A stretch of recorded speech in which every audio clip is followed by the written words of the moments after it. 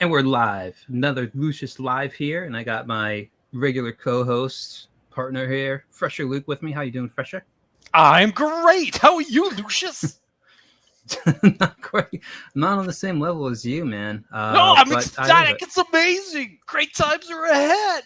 Oh no, I get a How was feeling like that? it's.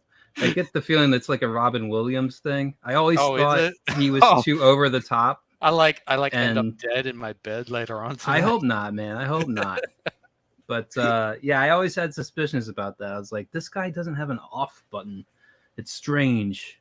It's Oh too yeah, much. I He mean, couldn't even sit through yeah. like a regular interview without it turning into like it's the Robin Williams show. Did you ever see? I think it was up recently. There was that guy who does an amazing Robin Williams impression, and he kind of looks like him a little bit as well. I have not Where seen this. Oh, dude, it's Go so on. amazing. I mean, I'd show you the video, but obviously every time I show videos, they come out janky now, apparently, because of my Yeah, I think connection. it happens with me too. It's a StreamYard thing. Like Oh, is it? you're going. I think it's you're going into StreamYards, and it's like doubling up your bandwidth. I feel like I that's the feeling I get. Like it has to run it twice Well, or something. It's anyway, really weird. he's there's this thing on YouTube where it features him. It's like this sort of documentary about, not a documentary, but like a drama reenactment of sort of Robin Williams' life, but it's like a little test footage thing, and it's so good. Like everyone's like responding to it really well, and they're like saying, "You gotta get this guy to star as Robin Williams in like the story of his life in this film." So When you're an actor acting as an actor, yeah, but he does it so good. It's like a scene where he's like in the dressing room, mm-hmm. and it's like during the time when Williams was doing Mork and Mindy, right? And so he's like, Mm-hmm. the hairdresser's like trying to do things to him, and he's like just continuously doing that Robin Williams thing where he's like, "Hey yo, hey yo." And I think it's like he was either like high on cocaine or crack, and also like a combination of his crippling depression where he just does that to sort of like artificially lift himself up, like morally as well, to deal with the pain. But that's just me. Trying to find it here. Oh, they're just doing Robin Williams doing impressions, not people doing impressions Well, of all right, Robin Williams. I'll try and find it. But anyway, what's going on with you, Lucius? How's things going on? Like, do you have any amazing news that you wish to share with us? Amazing news. Not really. I ordered. I was gonna make your Forsaken Gods review, and I don't have anything where it's like it holds my camera for or like my phone for me, and I was trying to do like everything one handed, and like hold together a stream of thought, as I'm talking, and it just didn't work. I'm like, okay, like your boy Zach style. Yeah, and it just like I'm trying to show off, all the add-on stuff and the book, and trying to do it all one-handed while keeping everything kind of in frame, and also talk at the same time. And I'm like, okay, this is really bad.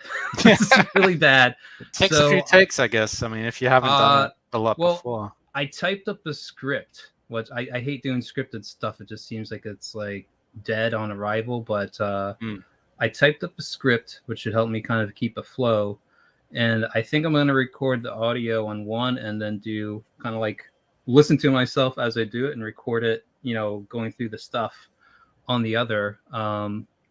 But there could be some things lost if I do that. But I think it'll work out. But I ordered one of these like clamps you put onto a desk, holds your phone, and also has like a ring light too to kind of light it. So I'm like, okay, that's last I checked, that's like 6 stops away on Amazon. So that's coming soon. And I'll probably be spending the night trying to put that together. So there's something thank you. Tagging up to the campaign on that. Christopher John's in the chat. Christopher John, my man, how you doing? We're live. Hey, gents. Yes. Cheers. We got a glass of liquor. All right. Cheers, man. I'm drinking some Heineken right now. I am not drinking. Well, you do what you got to do, man. I find I'm a little more talkative and like turned on, ready to go. If I have just a little bit in. A little more erotic? Is that what you mean? It You can say be. you're a little more turned on? Can be. I mean, I feel like I'm perverted by nature. Oh, Like that's like my geez. like I have no problem doing like Like sexual nature is innuendo constantly jokes. peeking in at you as you're taking a shower or something or getting dressed. I mean, now you're giving me new thoughts. Oh, I never Jesus thought about Christ. that. Well, you said perverted by nature. I'm just like, Yeah, wondering, like it's like, a what does that natural. mean? It's like a natural default setting, you know. Like I can like Oh, I'm perverted listening. by your as a default for nature. Yes, All right, yes. sorry, I misinterpreted what you said. So like when you were on your stream and you're saying, okay, I'm gonna bang out this Xena really quick. Oh, okay. You know, my natural mind has already interpreted that as like, oh, you're gonna bang out Xena, all right. And I made that comment like No, because 5 seconds later. Yeah, you did, and I noticed that was such a well-written comment. I thought, good on you, Lucius. Good on you for picking up on that. But the thing is, I said bang out. I didn't say bang. Right. Yeah, you said bang out like you're gonna finish the drawing. Yes. Yeah. Whereas if I said I'm gonna bang this Xena, then you would be legitimate in your claim, and I would be feeling quite embarrassed. Yeah, I just did play on words. I'm like, yeah, bang that Xena out, man. Bang her out. Yeah, That's what I said. All right. Yeah. All right. Anyway. But yeah, that's just kind of where, you know, bang it, Lucius. Absolutely, absolutely. Bring in the sexual energy to it. Yeah. Sure. Well, there's an energy drink called Bang. I have not seen this. No, it's. I think it's new. It might only be in Asia. Maybe, I'm not sure.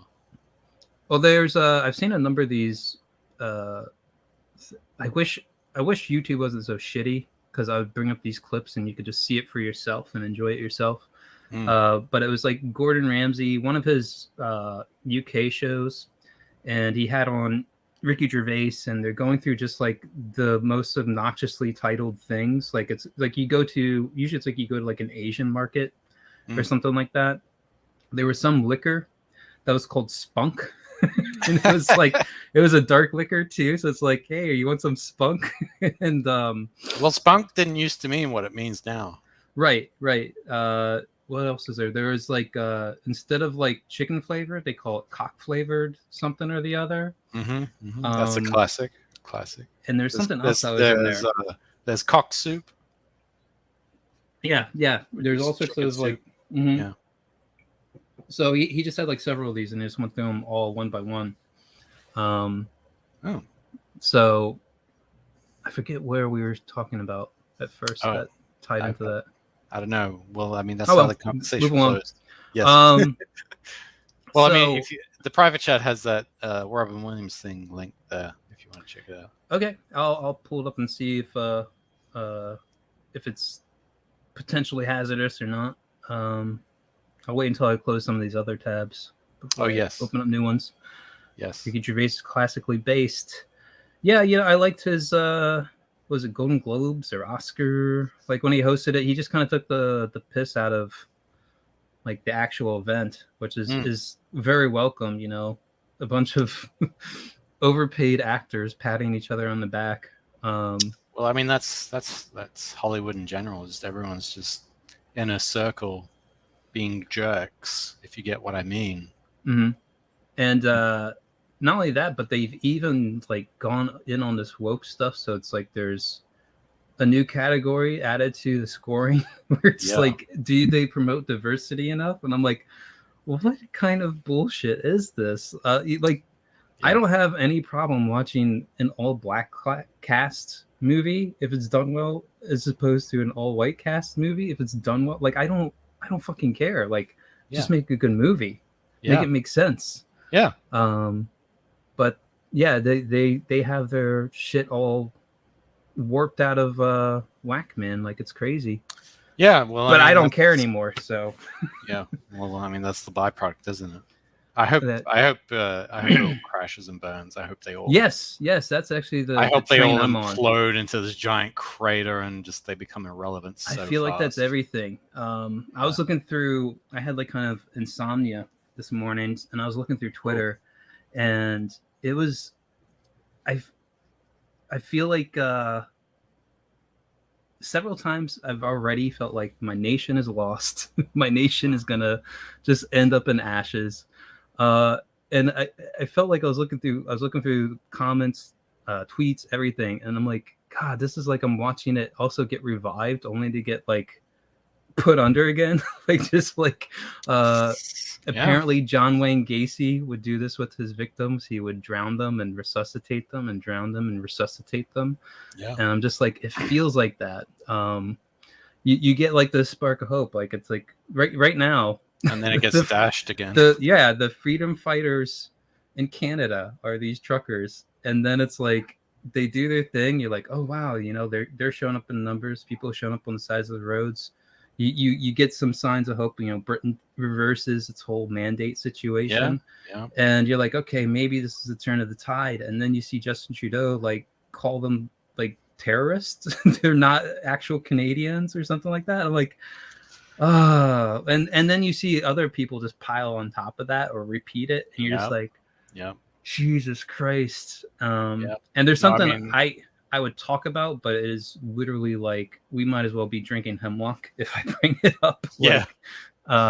It's just that I could talk to you about it after the show, but I'm just like, Jesus fucking Christ. If you can't say this, is this like almost talking about something in an academic sense? And it was just like, no, that's you've crossed the line. You've gone too far. I'm like, if you can't even say this, like we're free speech, everything is absolutely done. Like, I mean, I already consider it done, but it reaches a new low, you know, like they keep lowering the bar on it. And I'm like, fuck. And it's just like how blind people can be. It's eating away at my psyche. It's willful blindness, Lucius. Yeah.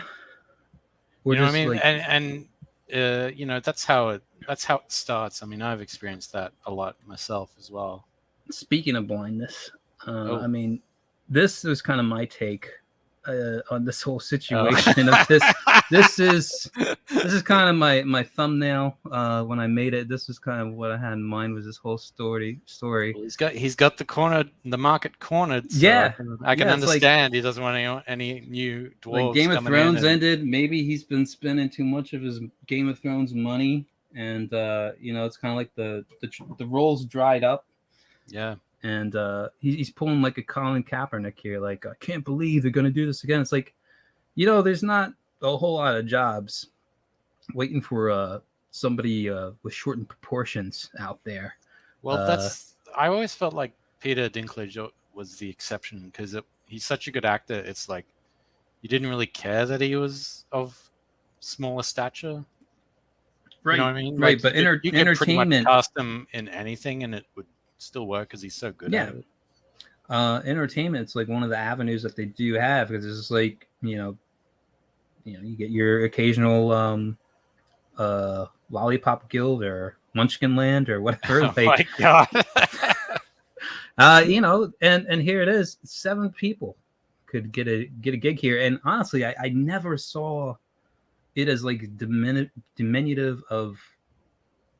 Actually, I looked at it actually more as fantasy doors than anything. But if you're gonna do a live action thing, you'd probably actually hire actual dwarfs to fill in that role. And it's like, no, I don't remember it being really putting them down. Like, they hunt down the evil witch and shit. Like they're the heroes of the story. What is your problem, dude? They're like mining all day and shit.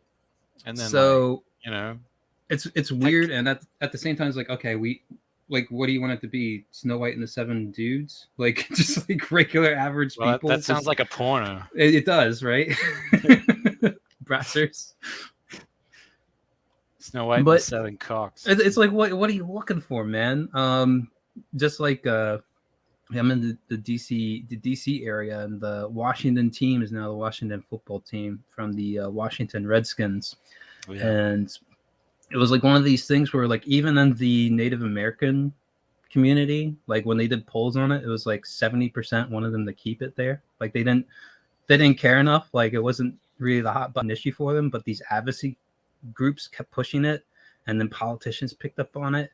And then I think it was the whole George Floyd blow up, where racism just suddenly took a spike everywhere in everyone's collective minds. Yeah, but this has happened. This has happened before, just not in such an extreme case. All of this bullshit that we're experiencing now. Right, but here's the thing. Now it's just the Washington football team. Now it has nothing to do with Native American representation. You just lost like it has no character. Right. He's like, what did you win? Now you're like they could have called themselves the Washington Pineapples, you know? Maybe, and that still would have been a little better. Snow White is Hispanic too. It's not even the new actress. I don't even think she's that good looking. I had problems even with Kristen Stewart being put in as Snow White. I was like, she's the most plain looking.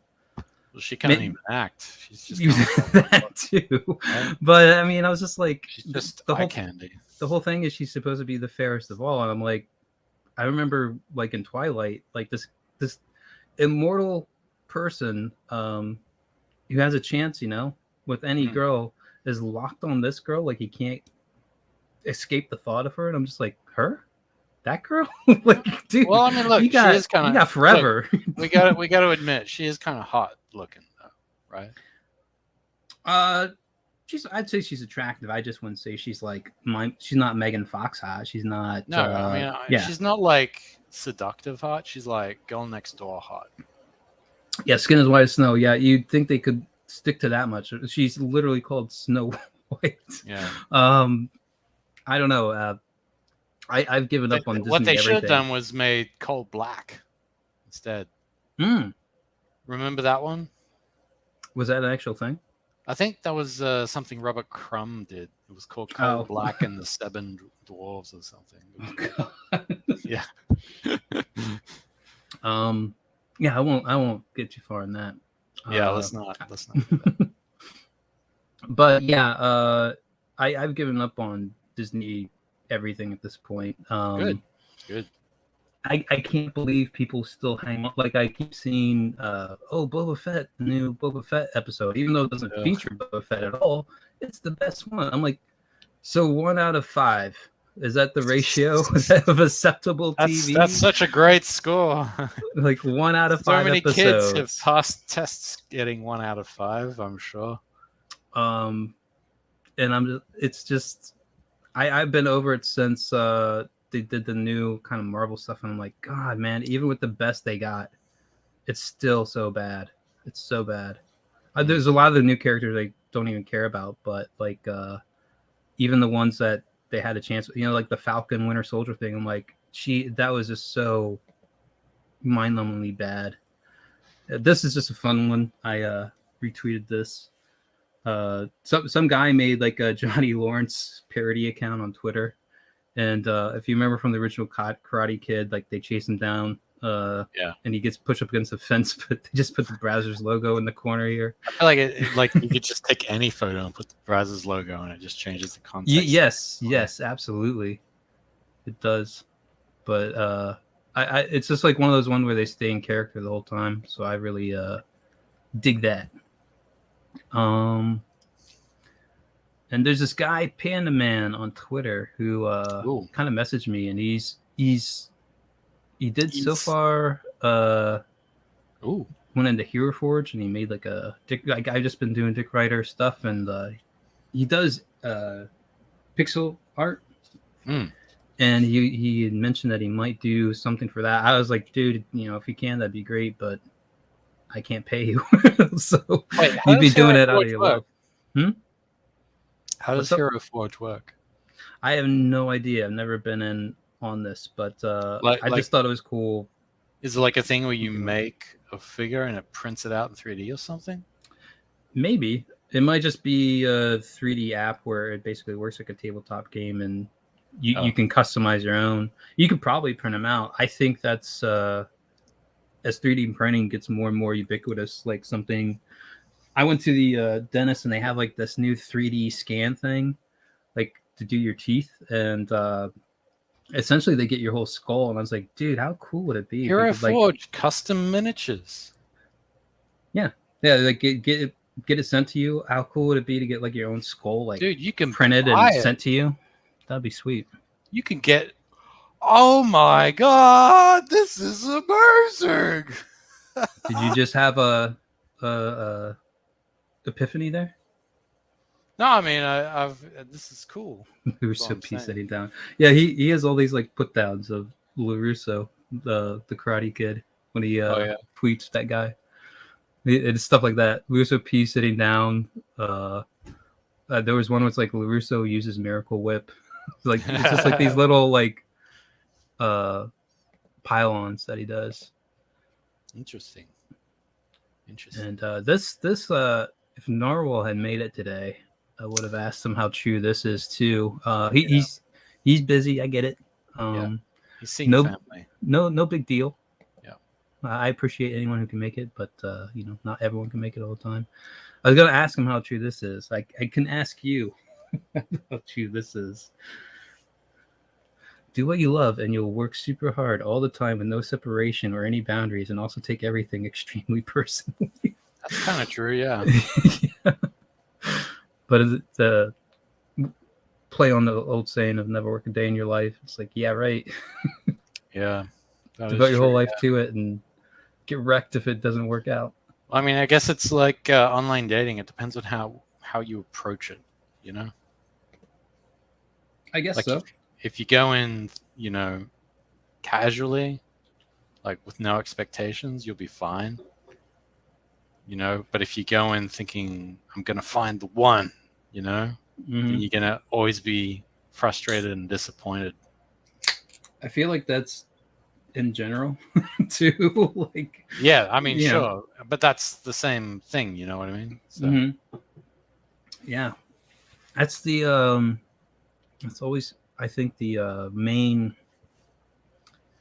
hurdle in any kind of relationship is like when you feel it and you feel like it's great, and then it's like you can blow it up if you go if you let that show. You know what I'm talking about? Like a girl will just like back off because they're like, whoa, I did not expect this kind of energy coming at me this early. And it's like, no, you're like awesome. It's great. And it's like, no thanks. Like it's just like you scare them away. So you have to like play it cool or whatever. Yeah. So you can't. It's best to keep your expectations very low. Yeah. But then she might think you're losing interest. It's a fucking.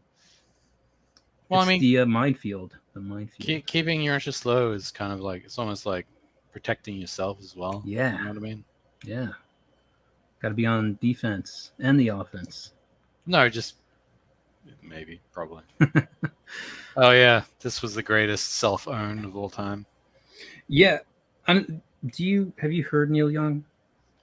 A little bit, yeah. I never could get into him at all. I remember the first time seeing him, like it was like on 90s SNL shows, and I was like, who the fuck is this? He can't sing at all. It's just like, it sounded so bad. I think he has one of the worst voices in music overall. And it's like his whole thing of like his major hit, Keep on Rockin' in the Free World. He had a free speech tour, and it's like, here he is trying to shut someone down. And it's just like, you're way past your prime, man. Like your days are gone. Joe Rogan is just hitting his stride. Like, yeah. And he's I mean, I would have said he was hitting his stride 10 years ago, but now it's like he's blown up. Really hitting his stride. Yeah. Like, and you think you're going to be the guy. You're going to be the guy. Some people find it hard to let go as they get older. You know what I mean? I just can't. I'm still relevant. I'm still hip. I'm still cool. It's like, no, dude. I just can't imagine Spotify. Like, how many people are using Spotify and are just like, yeah, Neil Young. Like, if you like Neil Young, you probably already own all the CDs and records. You probably bought the MP3s and everything. Like, if you actually were a fan of his, you already own it. And like, yeah, I bought Spotify so I could listen to Neil Young. I don't think there's that many people. I'd just be like, Joe Rogan's exclusive to Spotify. See you, Neil. Bye. Yeah. Oh well. So that was a happy turnout. I just saw that before the show started. That was great. Bye, Felicia. Great revelation, I guess. It's a great end to it. So many of these other places are just bowing down and caving in, And it's nice that somebody's able to look at the bottom line and say, well, you're not really making us that much money, Neil. See ya. I just worried it was going to be a pile on. Like, he was the first domino, but somebody else would follow suit. Just like there's the 200 quote unquote doctors. That, I think that's what he was. petition. I think that's what he was hoping would happen. But Yeah. I feel like Neil Young has exactly the same amount of luck that I do. And wow. Well, I mean, that at least you'll have some success, and then, like everyone, you fade into like obscurity. 5 minutes. I bet some people thought he died 50 years ago. Yeah. Yeah, that's true. And let's see here. What is it? What's the saying? It's better to burn out than fade away. Mm-hmm. Yeah. Maybe there's truth to that. And in all this COVID madness, what if you have the little time to think on it, what's probably the stupidest policy you've seen implemented where you're just like, how does this, it doesn't even make sense on its own premise. I would probably say you have to wear masks walking into, like, say, a restaurant or somewhere, but then you can take them off when you sit down. All right, we're on that level here. I'm not sure if you've seen this. This is in Quebec. But I saw this clip and I'm just like, dystopian society, Quebec. I mean, they seem to be. I almost feel like there's a competition. Like, what's the dumbest policy we can have on this? And like a think tank was devoted towards it. And this is one that just makes absolutely zero sense here. Now, let's see. Today, big box stores that have a footprint of 1,500 meters or more are going to have to ask customers to show proof of vaccination. Now, pharmacies and grocery will be exempt from this. So if you're going into a Costco or a Walmart or something like that, where you might be going in to buy groceries or visit the pharmacy, in that case, an employee will have to be with that person as they walk through the store to make sure that they do not go and buy other products or other items that might be in the store. Now, that's probably the stupidest. Tell me that makes any sense at all. I'm just like, wait, so you're gonna have what do they think they're going to do? Well, it's like they're already in the store. They've already those filthy unvaxxed people. They're like criminals. They've already gone through the entrance and exit that everyone else is gonna have to go through. A lot of overlap in like the square footage. Like usually, the food section is kind of like a whole side next to the rest of the products and stuff. And what store is going to have the manpower to follow every last one of the people that come in here? Make sure they probably have to be put into a waiting area and wait until the next available employee can escort them to wherever they need to go. It's just mind-boggling. And it's just like, wait, so they can come in for food and pharmacy. It's basically like what you just use with the restaurant. Like, I remember when they opened up, it was like every other seating was closed down. But then if you wanted to go to the restroom, you had to put your mask on to walk to the restroom and walk back. Yeah. But then it's mask off. And yet the waitress is going through every table of every unmasked person. She's just handling. Well, I mean, she's wearing a mask, though. Yeah. But she's it's the food. It's the food. It's the food and drinks. Like, she's literally handling the things you probably got spit all over and going to another table again. Like, it's just like it makes no sense at all. It's Christopher John has the best takes. This stupid H dude. Stupid we can only hope. It does. We can only hope. Yeah. And that's why I'm with you on the like let it all burn down. Like this is killing everyone's bottom line. It has to. I mean, except for the biggest of the enterprises, Amazon and stuff like that. But all these people, like restaurants who want to enforce this shit, it's like you're only digging your own grave. Like, you're already barely getting by when things weren't fucked up. Well, they're doing it willingly as well, I think, which I think is hilarious. So, and I definitely feel the inventory crisis like spreading further and further. Like, even going out and grabbing like food from somewhere. It's like generic boxes where they used to have their own like logos and everything on it. Like they've been reduced down to like plain white and brown and like kind of like what most Asian places would do, you know, just like a thank you smiley bag and like a typical box, like nothing you know, specific to your place or whatever. And then in the middle of this, you know, and all these shots of clear shelves, it's like, yeah, we're going to make sure that all the truckers are vaccinated to deliver the goods. It's like, it's already fucked up. Why are you like, it's deliberate. It seems like it's deliberate at this point. No, it is. It was never about health. It was all about control. So. Go ahead. Let's just drive this shit into the ground. Let's do it. Yeah, let's do it. Let's do it. Speaking about can't be bothered waiting for the asteroids. So. We have a nice big Forsaken Gods 2 campaign. 1 day from launching, but you can still sign up to hear about it. Launching tomorrow. Launches tomorrow. I sent out the email to the people who had signed up previously. And the people who have signed up to this, they're going to find out the moment that it launches. So, yeah. Tomorrow on Bancroft's channel at around 11 p.m. Eastern, 8 p.m. Pacific. So, I hope it goes well, because that's a terrible time to launch a campaign, I think. Well, you are going to go right up against the Jack show, like in time slot. Yes, but they usually go a little late. And also, right now, everyone's talking about Common America. Oh, are they?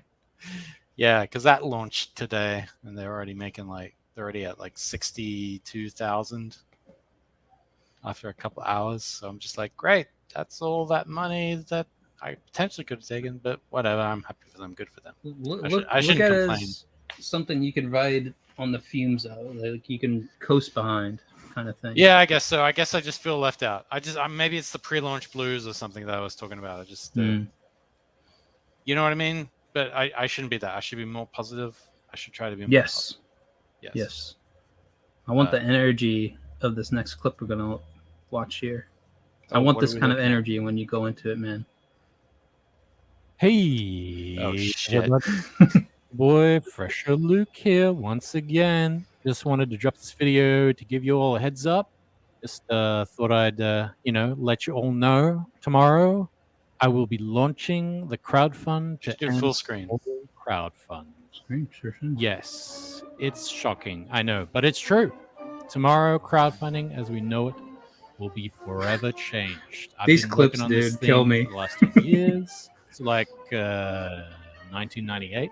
At first, it was just something small, but then as word of mouth got around, more and more people started to come on board. People really started getting invested in this thing to the point where people were working 72 hours a day, 10 days a week, for 14 months a year. That's a little extreme, but you get what I mean. Everybody really put their heart and soul into this, and I think it shows. I know I've never been more proud of what we've accomplished here today and what you'll be seeing tomorrow. In fact, I put a lot of my own savings into this project. This is very much a Hail Mary of capitalist adventures, but at the same time, you can't really call this a crowdfund. I guess you could say it's more of an experience, but then in a way, you couldn't really say that it's an experience. I guess you could say it's more of a new way of living. I've had a lot of very big jokes to make a cameo, stay on for years after the fact. A lot of the major news outlets started a bidding war for the exclusive rights to this premiere on launch day, and those are just the ones I can mention.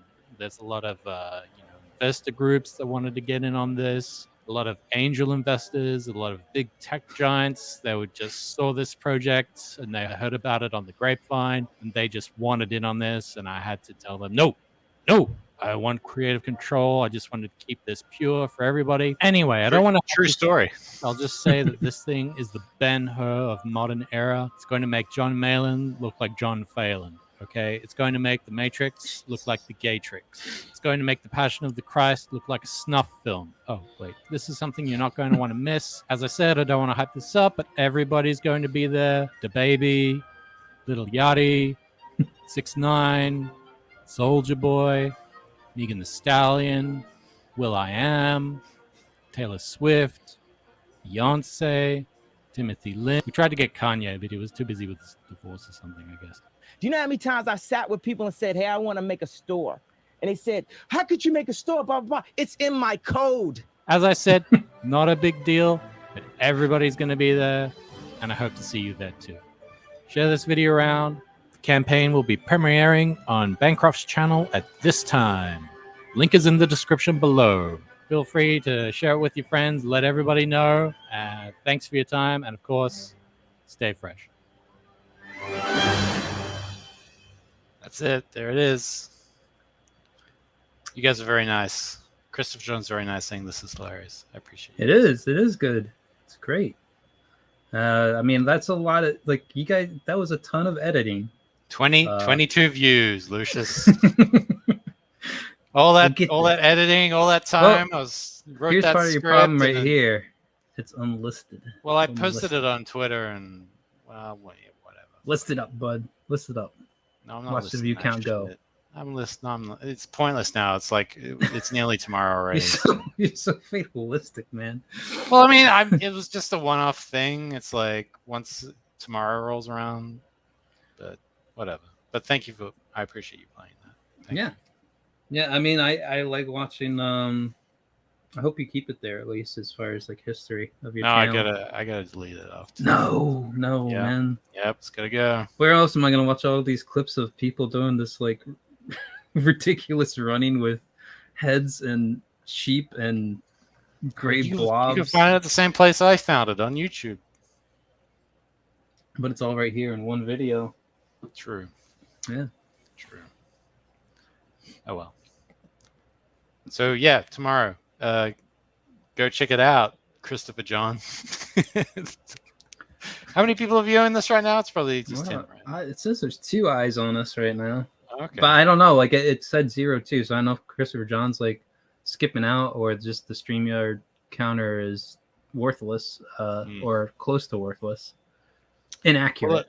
Well, while I'm shilling things, shall we shill this other group project that I'm a part of, Lucius? Go ahead, man. Because I burned through a lot of what I had on hand. I mean, we still got more stuff to talk about, I guess. But do you want to share it, or shall I share it? Or? You go ahead and share it. Yeah. All right. I don't know, because obviously my internet doesn't work as well as yours, with a video at least. But oh, it's a video? No, it's a website, but I don't know. The same thing could still apply.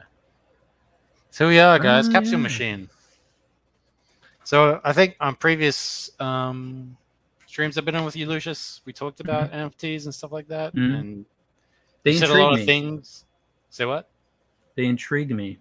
They intrigue me more than crypto does, because I believe there's a future utility that's to be had from NFTs. I think right now, what I would like to see. Let me find the dude. Go ahead, do what you can do. But I kind of hate this whole. It's just these like basically portraits that are just randomized mixes of everything. I'm kind of like, in a way, there's something to that, because it's almost like a crossbreeding program. And what my strategy would be, right now NFTs are currently valued based on really speculation and belief in it. My strategy would be is finding the one that looks the fucking coolest or the most probably racist or something like something where it's like it's going to be controversial or it's going to look great. Because if they're all randomized and you end up with the one that looks the coolest, like I think long term that one will probably gain value, even though initially no one might see value in it, because there's a number of these that are just like they look like trash, and for whatever reason they're blowing up. But this kind of style of thing, it really underwhelms me. I'm just like, and you have such a littering of the space right now that it's hard to really stand out. But I don't want to shoot your project in the foot here, but that's which my thoughts on it. But let me show you what I would like to see you do. I think there's room to really have cool shit go down. You're not gonna let me. Go ahead, talk about. Say what? Talk about your project. Well, I mean, you just kind of blew the wind out of the sails there. Sorry. I don't really know what else I can fucking say now. It's like... Well, how does it work? Tell me how it works for you.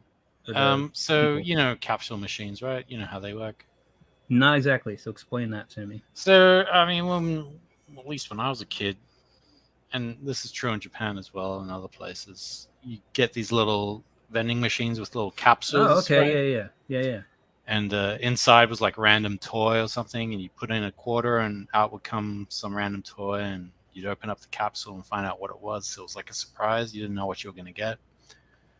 And so that's kind of like the premise of this, where you put in a so-called coin, or in this case, Ethereum, and you get a random piece of art, and it's from 20 other artists. We're doing about 5,000 generative art pieces, so that's 250 pieces each. And in regards to like rare stuff, there's rare stuff, and there's also offensive stuff as well. Like one of the things about it, one of the instructions was, you can go be as edgy as you want. We've got, a big artist, N-Tunes, who's this guy right here. He's got 1.2 million subscribers on YouTube. We've got other great artists. We've got Crypto Chads, which is really well made stuff. We got where is she? Radkai doing Neon Bitch Face. We got a whole bunch of people. We got waifus here. It's an eclectic mix of different artists. We got Cozy Boys. I'll go through the artists more in depth in a minute, but we're minting on the 29th, so in 2 days. You can join. We got a group chat on Telegram, and we've got a Twitter as well, so go check those out as well. And I'm interested in this because obviously, as I've talked about previously on here, I think that there's some utility to NFTs, and I think it can be really beneficial for comics, because I think printed comics are going to be on the way out quite soon, and I think digital comics are the future.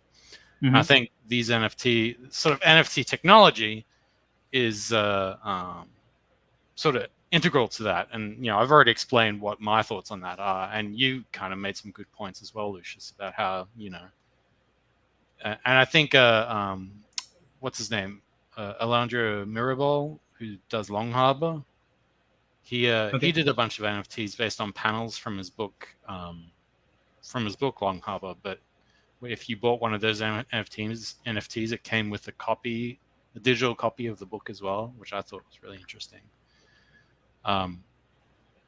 But the other thing that I wanted to point out that was what really attracted me to this project, this capsule machine project, when they invited me on, was this thing, the commercial license. So, when you buy one of these NFTs, you also get a commercial license, which means that image you have, you can use it to create whatever merch you want, like clothing, bags, phone cases, socks, stickers, print tape, magnets, whatever you can think of. You can put that image on it, and you can sell it, and you can make money off it, and it's all 100% legal, and that also works in reverse. If someone steals that image from you and tries to sell it, is this a thing where, like, if you do this, does the original artist get a cut of that, or is this all you because you own it? I mean, we get paid through, obviously, the sale of the NFT through crypto, and we also get like a set amount of royalties from resales of that NFT as well. So it's just the NFT selling itself. It's not anything like this where you're selling merch based off of it. I mean, maybe that might be something in the future where, like, when smart contracts like become more ubiquitous. But if I bought one of these NFTs, I printed out whatever I make in sales off of that, that's mine to keep. Pretty much, yeah. All right. From what I understand, I could be wrong, but from what I understand, that's pretty accurate. I cannot find this dude. Go on. Sorry. Say what? There's some guy who's like an NFT artist. I I can't remember his name. It's like Ras Freddy or something like that. And it's like really cool, like 3D art and stuff. The best thing I can do is show this as an example.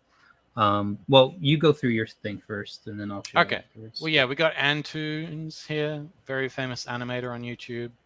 He's got 1 million subscribers, so that's really cool. We got Benny, does these little potato head people. Oh, sorry, Real Good Comics, who does these really good. He's got his Benny collection. We got Alex P. Cretin doing NFQTs, and Lambak doing Crypto Giga Chad, which I think these look really good. And you know, it's all kind of a lot of really interesting sort of things. You know, you got like NRA, you know, all these weird things. You got A-Leaf doing Glowy. You got Anubis Junior doing Clear Spectra, which is like more of a, I don't know, more of a ancient waifu kind of thing, kind of sexy but kind of fun and cartoony. And then you got me. I'm doing the Skull King collection. Nice. That's all my stuff. I think these are obviously the best. But yeah. Macro doing Chirps, and this guy whose name I can't pronounce doing Cozy Fellas, which I think is a very appealing one. Like, I'm sure someone who bought one of these could put these on, you know, like a little baby blanket or a baby bib, and that'd be a cute little bit of merch they could sell. Personally, it's a very different aesthetic. You got Gragnor doing Gnome Wear is Safe, bunch of gnomes. And Radical Kai doing Neon Bitch Face. Skin Cube doing Boys from Beyond, which is really bizarre and out there. Hedgewick Comics doing Hedgewick's Harem. Hungry Bug doing Waifu Bank. These look really good. And then, of course, the guy who invited me on, H8KU doing Pyramids. He's sort of the one who's sort of built the website and sort of you know, kind of brought us together, and he's organizing everything. So he's got his own sort of collection here as well. And we got Diogenes doing Gun Mutts. These are really fun ones. And yeah, a bunch more others. Sorry, I'm going to skip over these because obviously we've got to get moving on. No, trust me, there's nothing else on the other side of this. But this was like in response, because there was controversy recently when Stone Toss, he got into NFTs, and he put his collection up on OpenSea, and they actually like banned him. They removed all of his stuff, and so we were like, you know, that's not cool, you know. And in a way, this was kind of like a response to that. It's like art censorship, and it's a bit of a scandal. And it kind of goes into it in this blurb. You may be wondering why we do not link to popular NFT marketplaces like OpenSea or Rarible. These platforms have been brought ongoing controversies and valid tactics meant to rug pull the ideological enemies and attack those who actually have something to say that matters. From Funks to Flex. Flex was Stone Toss's thing. Right. And so we were like, yeah, I mean, you know, like, screw these places. Let's do our own thing. And so that's kind of like... Well, that's a good idea. I feel like a lot of trouble might have been saved if people band together before on the earliest, like, deplatformings of YouTube and Twitter and stuff. Yeah, people took that hard line. Very true. And then just jumped to a clone of it, and rather went to some place or built their own place. Which looks like that's what you guys are doing, building your own. Well, yeah, company. I mean, and this is sort of part of the emerging landscape that is Web3, where everyone kind of like owns a little bit of the internet. You know what I mean? Like we're like islands in this giant sea, as opposed to, say, you know, everything being more centralized. So that's the other great thing about sort of NFT and blockchain tech. It's like it's almost impossible for bigger centralized platforms to sort of like silence, you know, independent voices. So that's Capsule NFT in a I guess in a nutshell. So I would say, it's good that you guys have a team of people. I like that. I like that there's this. It's not just one of you soloing in it, you know, against the world. Like, there's a band of you. Yeah. I'd say the appeal of this sort of setup is that it's got kind of a lottery system to it, in that like you can pay really low and get something that might turn out to be high end. Sure. Everyone's chances are pretty much the same, except if you're late to the game, but you never know. Maybe there's that one waiting in the last draw to be the one. Yeah. So, and like I said, that's what I think is sort of the strength of this. It's kind of a strength and a weakness, and that, you know, you get a generated one that you don't like. Well, maybe somebody else does. Maybe that's that's the other thing. Like, there are websites where you can trade those NFTs, websites like Scatter. So if you do get one you don't like and you want a different one, then you can trade it. And yeah, it's essentially a claw machine, you know, like, fuck, I got, a you bit. know. I mean, I'm not. I mean, I've voiced my concerns about that with the group, and because, you know, I'm more of an advocate of the customer, where I think the customer should have more agency and choice over what they want to get. Well, even if it is a little bit randomized, like, you should still be able to go, well, you know, I'm going to buy a FresherLuke NFT, or I want to buy a Gragnor NFT.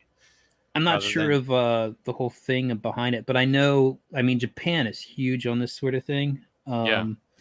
And you'll get like full blown, like really nice sculpted figures, like out of like a machine like this, and you don't necessarily win the one you want, but you can always trade it or resell it, and there's a secondary market where essentially you can make more money off of like the thing maybe you didn't want. But I've never had an issue like with, because I own some of these, like never had an issue ever getting one, just paying, I don't know how much more to get the one I want versus like I don't have access to Japan, so I'm kind of locked in on that.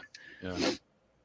No, I get NFTs are a fresh version of Triangle Scheme. I'm not convinced that they're as bad as everyone's making them out to be. Like I said, there's utility. So let's say some people are adding future benefits to an NFT. You can always build on top of what you sell. So if somebody has a FresherLuke NFT, maybe he gives them like permanent 10% discount at a store of his, or you can get extra add-ons for something, like it's a key to unlock other things for you later on. Or in this case, you have a commercial license and you can use that image and make merch that you can sell. So. Right.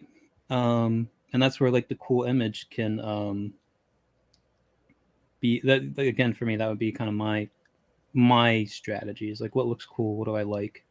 I mean, versus I find it weird that, I mean, people kind of have this strange prejudice against NFTs, and I can sort of understand it, but at the same time, it's like the tech so much of it has just been scans of previous physical art. That's where it started out at, and it's just like, well, I can just save the digital file image, or I can print that out on my, like, what is this?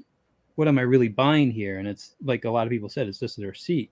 But you could tack that on, like I think with like digital comic sales or any kind of digital something, like it's something you develop to be digitally sold. This is a way that it's an official product. It's not just somebody's pirated version of it. You know, and the thing is, if someone does pirate it from you, you have the proof to take them to court and say, this person stole this from me, and you can get remuneration. That gives you power to fight back, which I think is really important. It's just, I don't think it's really dawned on people that that's what it allows them to do. Now, I can't remember the guy's name, but this is sort of, I'm going to bring up something that's the closest thing I could find to it. I would prefer something that's way more custom built, tailored. Like it's something that's unique. It's not just a variety of things thrown together. Now this is obviously like a fan art thing of you know, Final Fantasy like Chocobo thing here, but there's a guy I can't remember his name, man. But it was like Ras Ferretti or something like that, and the guy makes like these one of a kind like 3D sculptures, and you're basically like, he'll have a preview image like this, but you'll own the actual like 3D file, and I guess off of that you could print it, you could do whatever with it. I'm not sure the stipulations on that with his NFTs, but his shit goes for like tens of thousands of dollars, like what I've seen. But it's really, this guy's a high-end 3D artist, who does like model work. The thing is, with that sort of like randomization of assets, like that's just like, look, don't get me wrong. Like I understand what you mean in regards to like customized novelty in regards to an image. I totally understand that. And I totally agree with that concept. The problem is like, if you've got a collection of 250 images, like that's a lot of goddamn drawings, dude.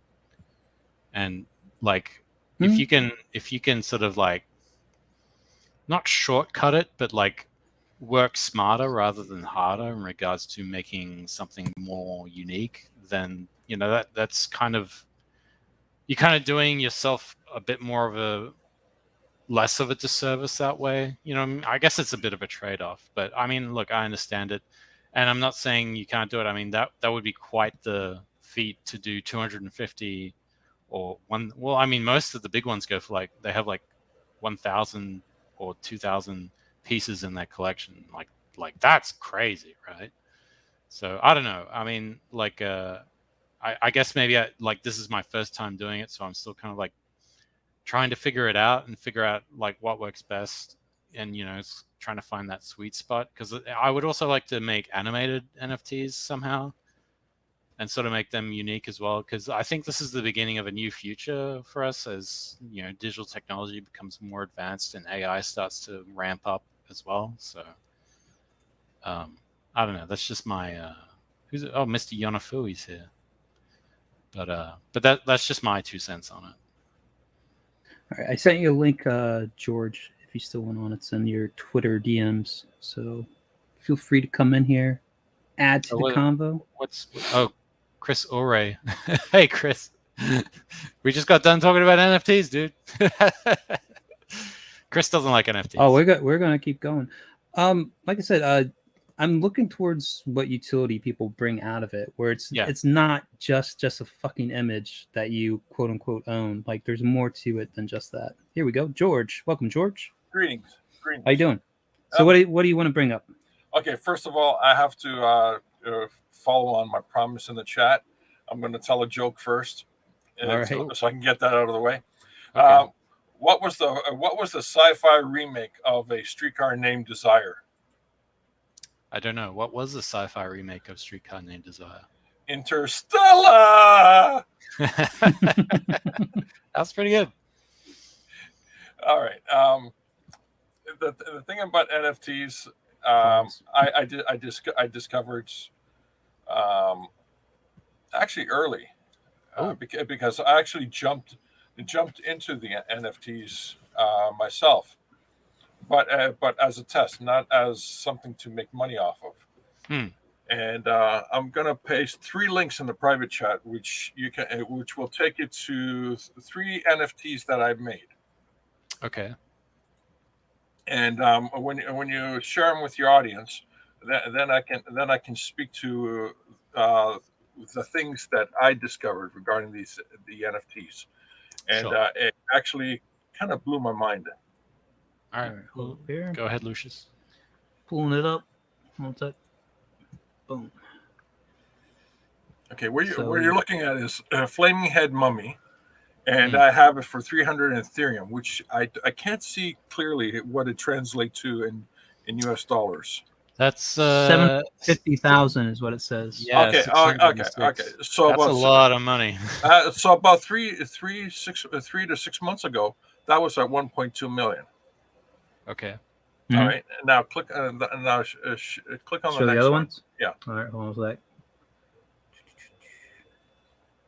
Gonna copy the link if I can. And has this one sold? No, none of them sold. Okay.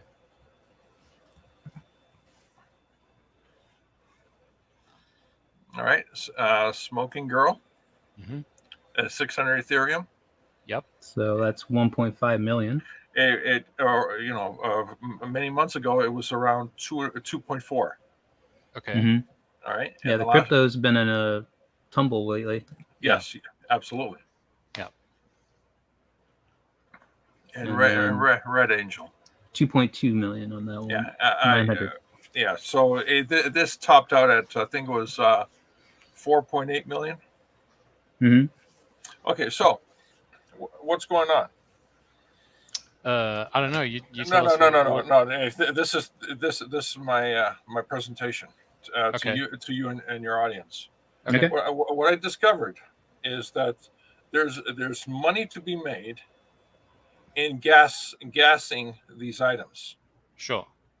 A lot of money. Now, people say, well, you know, this guy sold this NFT for 300,000, 500,000, you know, 1.5 million, all that stuff. Yeah, that's interesting. What is going on, and what I'm seeing is that from my perspective, it's not really a purchase. It's more of parking your money outside of the Bitcoin system. Okay. When I say Bitcoin, I mean cryptocurrency. Okay, I don't mean Bitcoin itself or Ethereum or Litecoin or whatever. Okay. So what they're doing is they're parking their money into outside of the cryptocurrency system. So while this illustration that you see here is associated to an illustration, this illustration is associated to a form of cryptocurrency. Yeah. When someone buys it, the illustration's completely irrelevant. It's a figurehead. It's absolutely just a figurehead, because it's the code that this illustration is associated to that is the money. Yes. And that is the situation. It's like buying a fake Mona Lisa for millions of dollars, or the real Mona Lisa for millions of dollars. It is not the painting that if I'm trying to bring it to a real world example, it's not the painting itself. It's the prestige of actually having that painting, because, you know, people are going, hey, you have Action Comics #1. Yeah, well, you know, the comic book is readily available to everybody in reprints and digital and all that stuff. It's just you have that prestige of actually having that piece of art, that thing that stands outside the system. Now, here's the thing regarding this. I could have easily made these illustrations incredibly affordable, and then just said, okay, well, this Red Angel here, as an example, there's only 1,000 copies of these available,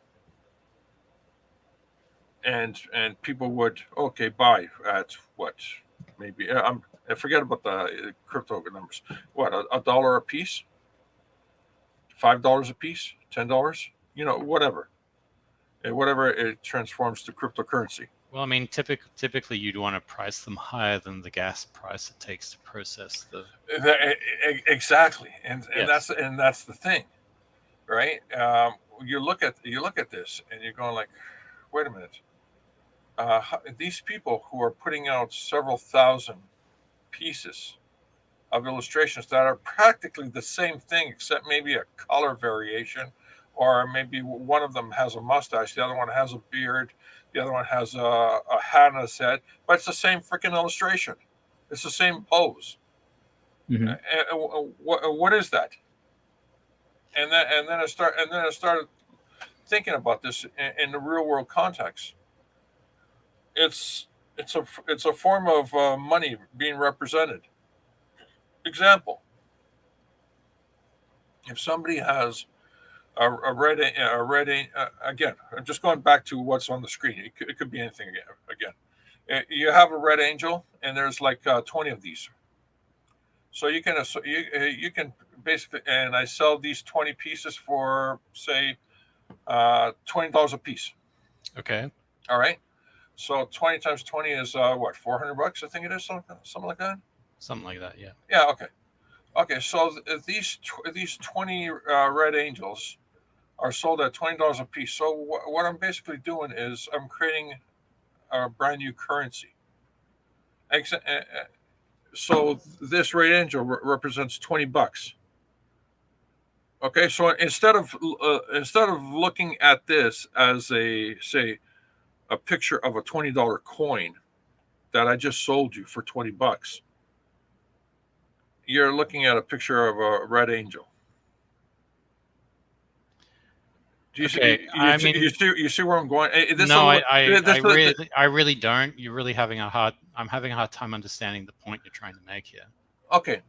I think he's saying you're almost minting your own currency. Instead of Andrew Jackson, you get your thing as denomination. That's exactly right. That's exactly right. Everybody who's associating a piece of art to a value of any kind is basically creating their own coin, their own. What was that again? What you just said? Your own currency. Yeah, currency. Yeah, that's what's going on right now. I had a hard time trying to figure this out in terms of, wait a minute, so many people are doing. Disney's doing it. Artists are doing it and all that stuff. Everyone's doing ridiculous numbers. You hear these odd sales, with huge numbers and all that stuff. And a few of them that I looked into, in terms of who bought what, it was a marketing ploy. It was a marketing ploy for the companies that were hosting the exchange. And at that point, I started working backwards and trying to figure it out.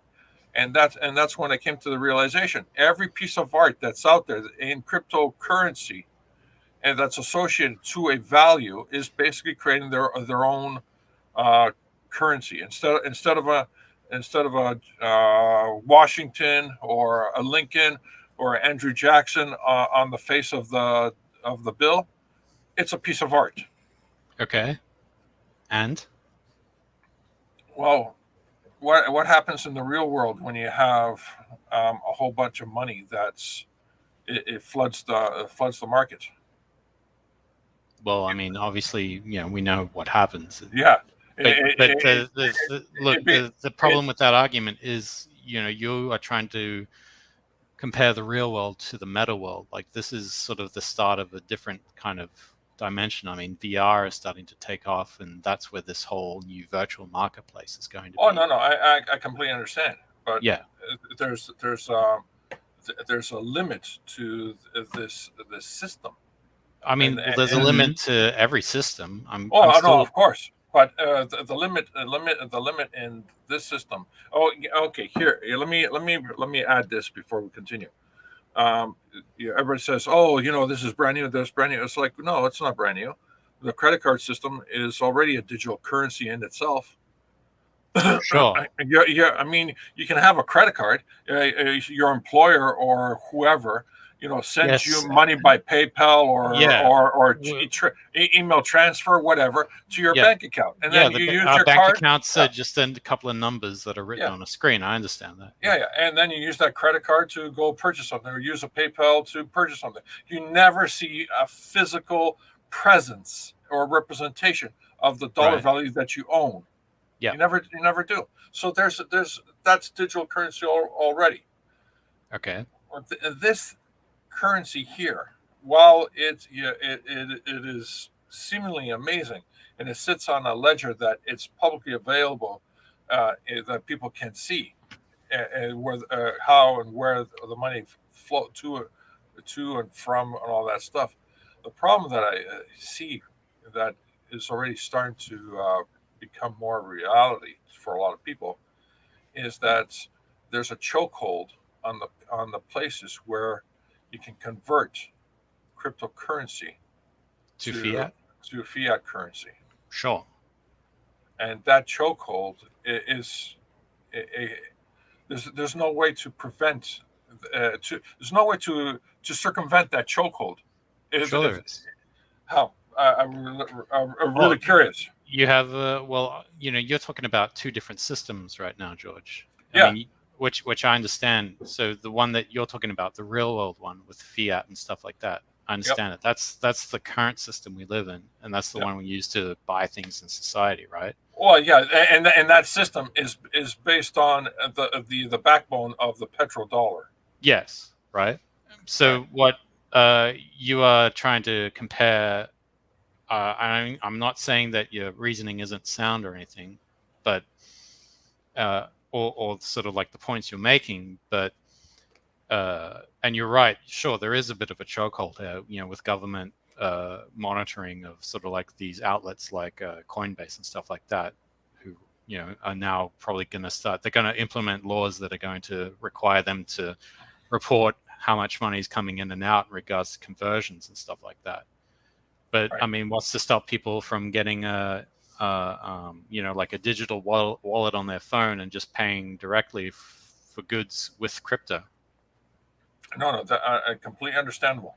Completely understandable. Like that's the thing. As sort of crypto and by extension NFTs become more ubiquitous and sort of more integrated into the system in the future, that's going to be sort of it's kind of going to be like almost a parallel market. And with parallel markets, and even with markets that get monitored, there's always going to be a black market. There's always going to be a dark market. So. Well, I can give you a real world example of this already that existed already. Forget about the crypto system, but this system already existed, and it has been in practice for hundreds of years, if not centuries. It's called the barter system. Yes. And which for anybody who's listening, it doesn't know what I'm talking about. It's basically I have a service or a product, and you have a service and a product, and we trade this service and product to each other without actually passing of money. So you give me your product, and I pay you back in my service to you. And that's how we exchange it, or we trade your product with three of my products. Which all right. What do you call your product? I'm sorry to interrupt you. Kind of waffling on. Can you kind of get to the point here? Yeah. Well, that anonymous system of trade in money has existed, and while the barter system is old. And it never picked itself up because why? Because while people are trading, without the exchange of money in the fiat currency, mind you, they still end up having to go to the fiat currency to get their essentials of goods and services. And that's the problem. How the problem I see with cryptocurrency right now. They have not associated, or I don't know. I cannot see right now at this point in time how they will be able to associate essential goods and services to cryptocurrency. Well, I mean, you're seeing it right now with NFTs. This is the first iteration of that process. It's going to be who adopts it. Even Elon Musk, beginning of last year, you could trade in Bitcoin for Tesla. Yeah. Now he scrapped that pretty quick after the whole the ecology. Yeah, he did that for optics, but then he like reinstated it a little bit. Right. Well, then he backed Dogecoin. I feel like he did pump and dump stuff or something. Like I feel like he was pumping up Bitcoin, and then his own people probably told him, dude, lay off of the Bitcoin because you're making it harder for us to actually buy it. And then he started pumping Doge. But yeah, he reversed on the environmentalism and like, oh, we're gonna look into better methods or whatever. And it's just like I find that whole argument pretty inane. I'm just like, a lot of these places that are mining are basically using electricity that's going to go to waste anyways. They're next to these huge like dams or power plants where essentially it has to run off somewhere. Well, I know people here in Toronto who are doing mining, and this whole thing that mining is eating up electricity is a ridiculous statement, because it would be for the average person. Like if I tried doing it, yeah, I'd be sinking more money into electricity costs running the GPUs and stuff to do it than I make out of it. But if you have a situation where you have renewable energy or something next to you where you're able to tap into that, all right, go for it. Let's steer away from sort of the energy thing, because that's kind of okay. Well, the whole point is that crypto was being adopted by certain places. It was making it into marketplace. I had these thoughts back when I first heard about Bitcoin in like 2009 or 10, I was like, okay, where am I ever going to use this? No place is ever going to accept it. So how am I supposed to, it was all kind of sort of under like black market dealing sort of things. Like it was drug deals or whatever. Like people were trading it for stupid stuff. It was fun money at that time. You hear all these stories. Like I had what would be now like hundreds of millions of dollars in Bitcoin. And I just traded away for a pizza, like all this stuff. So yeah, it's just a matter of it being adopted. I think it's going to come down to watching the fiat system collapse as more and more people switch over to the crypto. That's the thing. I mean, George, you've said you don't see how there's any kind of value or any. No. The association of essential goods and services to the cryptocurrency. That's what I'm talking about. Right. And that's what I can't see right now. All right. Well, all right. Maybe I can hopefully help you see a bit more clear on that picture. And it's what Lucius just touched up on. Like right now, we've been doing how long have we been doing sort of this physical money fiat system, right? Like, as you said, we've been doing it for quite a while, and it's coming to a stage now where, we've got, efficiency is starting to ramp up as our processes start to ramp up, and we're going from, the atomic age to more of a digital age. I'm probably getting that wrong, but you understand what I mean. I completely understand. We're entering a digital. In terms of fiat, give me a second. In terms of fiat, can you let me finish my thought here? Sure. All right. So as we're entering sort of this new digital space, this new digital age, as things become more digitalized, that also means that things become more efficient. And I mean, right now the governments are, a lot of big governments are starting to freak out because part of what cryptocurrency represents is sort of that next iteration of monetary exchange for goods and services. And that means cutting out the middleman. And for ages, these people have been the banks, all these places, these people who, make monetary policy, they've been the middlemen, and they've been benefiting greatly off that. And now that cryptocurrency is kind of like cutting them out of that process, basically, it's almost like peer-to-peer kind of like transference.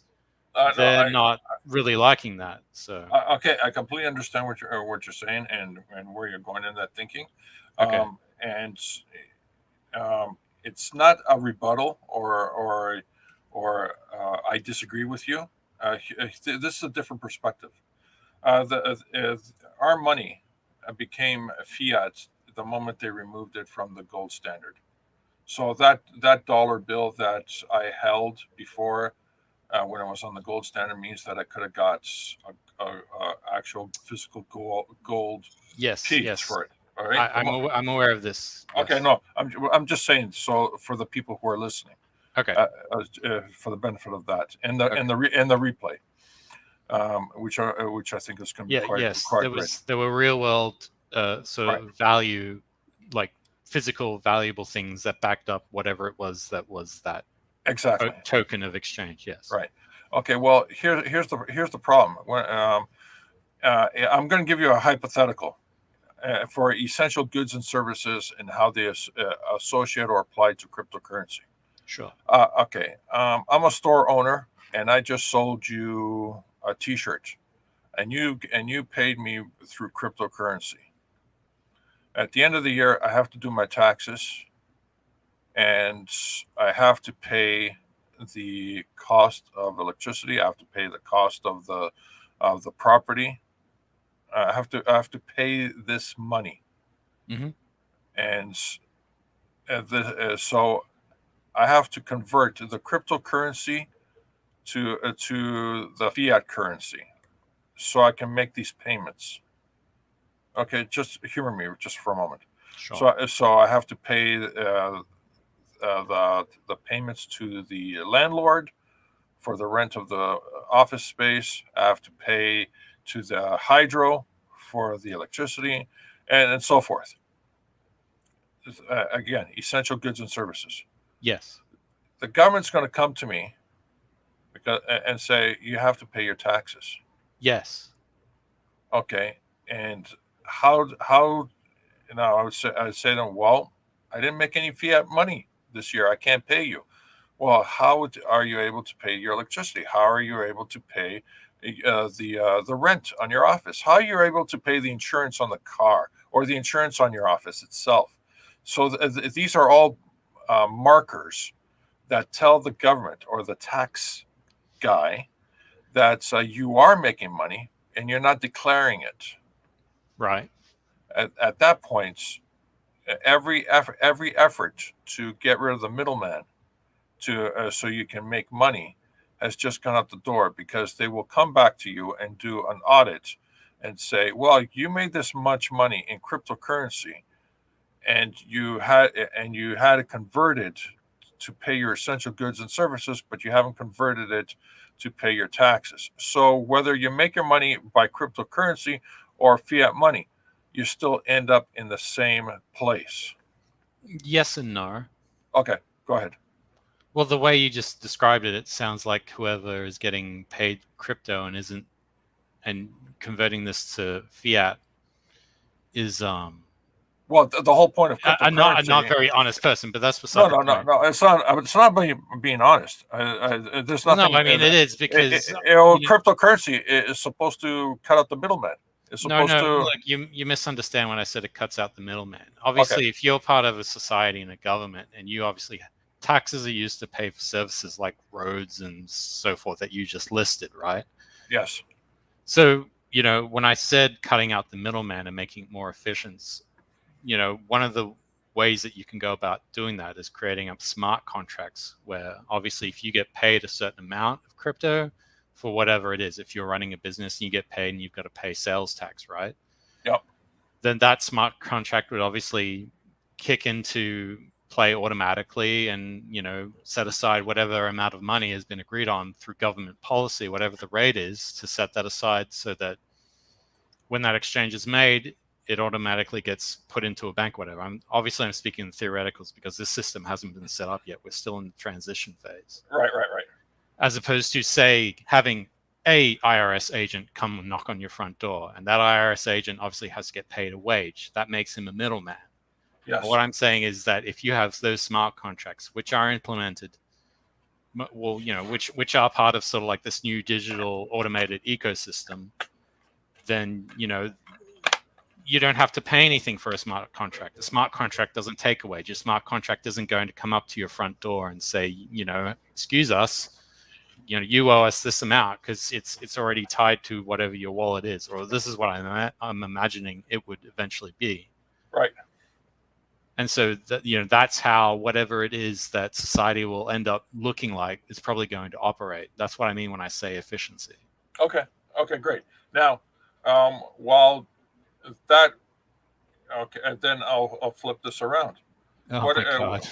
No, but like, how long is this going to go for, dude? I feel like we can talk about this until the cows come home. Well, but we're not repeating ourselves. That's the key point. I know, but it kind of feels like we're talking in circles a little bit. Well, if we are, then that's where our conversation comes to an end, because we have done the talking. But if I had cash and I paid you in cash, yes, there's no transaction of that. It's just pure cash. Yes. And the taxman never knows that transaction, because it doesn't get put into the ledger. Okay. So that's an example in the real world or the fiat world where I pay you in cash. It doesn't get recorded. That's the old analog system. Yes. Yes, the old analog system. People who beg on the street. It's been estimated that beggars on the street make about $50,000 a year. Who's saying that? I said it's been estimated. All right. Who was making that estimation is way off. No. It's not a firm number. I said it's approximate. It depends on the way it happens. But if you think that a beggar would make about anywhere between maybe $5 to $20 a day, begging in one corner every day, the money adds up. It's right. The estimation is just an estimation for this exercise. Whether it's for argument's sake, right? Whether it's $50 or $50,000, it doesn't make a difference. The person is begging for that money. Okay. The money is being given to him. It never gets put into the ledger. There's no taxes that is put. There's no taxes. There's nothing that goes to help, paying the government, which helps to support the goods and services and the roads and all that stuff. Yes, because he's homeless. He's not. I guess you could say he's not really part of the system. He's not benefiting from having to electricity and plumbing, right? Well, he is part of the system. It's just that he has a way of actually using it without putting supporting it. Yeah, but he's more of look. Let's not get into that. I was, we could get into the weeds on that. Cryptocurrency is being part of the system, but not supporting it. Okay. I draw this illustration. I ask for money. It's in cryptocurrency. It sits in the crypto world. Yes. And I made a sale. There's a form of monetary value to this illustration. And then if I actually take, say, that 900 Ethereum and buy something, elsewhere. Yes. That 900 Ethereum has still sat within the system, and not become fiat. If it became fiat, then it would be put into the essential goods and services that is the ecosystem, that is the taxes and all that stuff. All right. So the electricity, the computer system, everything that this cryptocurrency system takes advantage of to keep it going, yes, is not supporting it. Not yet. Exactly. But as soon and it comes back to the chokehold, where you have to try to convert your this digital currency to a system where the legacy people are in control of. Well, they might be. I mean, now, as a closing thought, what if the government decides to go head on straight into digital currency? Well, they are. But they're trying to. The thing is, they're building it off of the system they already have, and it's failing because they keep printing more and more.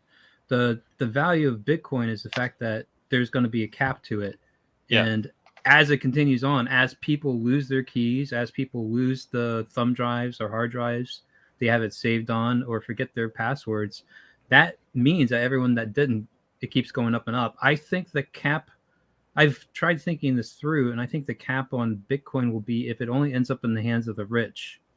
Like, it needs bottom level support still to function. Yes. Like, you have to be able to buy it even as like an average person for it to really have value across the board. Well, but if it's locked in, like let's say everyone loses all their keys, only one person has it, what value is it to that person? Because no one else can trade it. Everyone has to buy in on it. They'll just find another way to do it. That's what I think it ultimately is. But right now it's really widespread. I thought from the moment the Biden administration got in, and it probably would have happened if Trump got reelected, I thought the hammer was going to come down on the entire cryptocurrency market. I know they say the FBI pretty much has tracked almost every trade that's happened in recent years. I think early enough you probably weren't, but now they're tracking all that. There are some completely anonymous coins that I think will be the future of the crypto market and stuff, and that's kind of where it's going to be. Whichever one has the strongest foothold is the one that takes off the best. But yeah, if these, like, China's trying to do their own crypto, or they've already introduced it. They've tried banning Bitcoin, but it's like the Fed they can't really ban it. It's worldwide. It's too big for them to ban, but they can clamp down on it for sure. And they introduced their own digital coin, but it's like it's only as worth as much as their practices are, which we know are fraudulent. So there's no one's really investing in it. It's more just like being able to work in their system if you want to work in their system. But yeah, I mean, it's an evolving system. It's gonna get its rules. I'm sure. If you're responsible, I would claim it you don't want to be caught with your pants down on this. But there is always the backout of like, I don't have access to my Bitcoin anymore, so I can't do anything. But I don't know if the government will look to the side on that or what. It's all to be decided in the future. But our government has a horrible response time on everything digital right now. Yeah. Horrible. I mean, they don't even know to like protect private email servers, or they shouldn't even have private email servers. And they hire people who are completely incompetent. I mean, it's people will be put away for life for what some of them have gotten away with. But this whole clampdown on being able to speak your mind on Twitter or YouTube, all these community guidelines, which are pretty tyrannical in how they're enforced. They're completely you just get a warning one day, you violated community guidelines. What did I violate? Well, we can't tell you, but it happened. Well, yeah, they can't tell you that, because if they do, then okay, guys, we're getting a little bit off topic here. But the fact that now we're seeing representatives in Congress get banned off of Twitter and stuff, like, they're horribly behind the times. So I think when there's money involved, there's, and you're talking billions or trillions of dollars traded, yeah, they're going to want a piece of that. So I thought it's only a matter of time before they clamp down, but it remains to be seen how that's going to turn out. I think we'll see just basically the evolution of the system follow a lot like the system we already had, where there was a standard, it had a backing, and that's going to be the thing that people flock to. So it's a huge battle royale right now. Like, I get confused by all these marketplaces and places you can trade. I'm like, who the hell do you go to? Where do you really own it versus where are they just holding it for you, kind of thing? All sorts of things like that. But I think it's growing in terms of it, like being a more common thing. And I don't want to be behind the times, so I'm trying to keep up with it, but it confuses me too. Well, I just want to drop a bomb in terms of this conversation. The quantum computing has already been achieved. Yes, and there is no password that cannot be cracked. There's no cryptology that's strong enough that can be overcome. That cannot be overcome with the quantum computing. So not yet. No, the quantum computing already exists. It's not yet. It's already exists. So when you have, it doesn't matter what password you have, or how strong your password is, it can be broken. The government can crack it at their leisure. Mm-hmm. And this is the part of this whole cryptocurrency thing that's kind of brings it back to square one. Okay, it's great. You created this cryptocurrency system. It's but it doesn't matter if you have a password on your email account, or you have a password on your bank account, or you have a password on or a system of passwords on your cryptocurrency account. It's all accessible to the people who, at their leisure, choose to have access to it too. So we're going. So we'll end up back at square one after this exercise, or experiment, the cryptocurrency experiment. We'll be back at square one. Okay, that's very finalistic and defeatist attitude. Oh, it's not finalist or defeatist. It's it's technology. It's technology. Yes, I agree, but it comes in front of us. I mean, look, you said it's not finalist and defeatist, but you just said, look, we're all back at square one. I mean, that seems pretty finalist and defeatist to me. You know what I mean? No, I mean there is ways around it, but that would that's what I'm saying. Like, if that would from my perspective, that would have to be in laws. Like I mean, sure, and absolutely in laws. But the thing is, most of this conversation, you've basically been stating the hacker's dilemma, or at least the security dilemma. Like when you start getting down to basic math, like, it doesn't matter what sort of system you build, there's always going to be some way to circumvent it and create countermeasures to it. You know what I mean? Like that's just the nature of this new mathematical sort of, mathematical world, for lack of a better term. I know I'm sounding like an idiot, but No, you know what I mean? No, you do not sound like an idiot. You sound very coherent. So, George, where do you stand on NFTs as they are right now? Do you look down upon them? Do you see them as an opportunity? How do you view NFTs? From my perspective, it's a pyramid scheme. It's a modern version of the pyramid scheme. If I made this Red Angel into multiple copies and I sold it as multiple copies, the people who purchased it at the very beginning would be the ones that are benefiting the most as they buy it and resell it, and buy it and resell it, buy and resell it, and so forth. Now, I'm not saying it's a good or bad thing. I'm just saying this is technically what is the system. Now, when you put this up for 900 Ethereum, what was the starting price when you did that? Like, what was the value of that in USD when you first posted it? Yeah, I think it was like 4.8 million. Wow. You're going big. I think I see the real point here. George is just mad that this thing isn't selling yet. Yeah, damn it. I think you got to lower your price. Like, what? I mean, why would you put that at like that price? Well, that's now crazy. It's a steal, man. It was 4.8. You can get it for 2.2.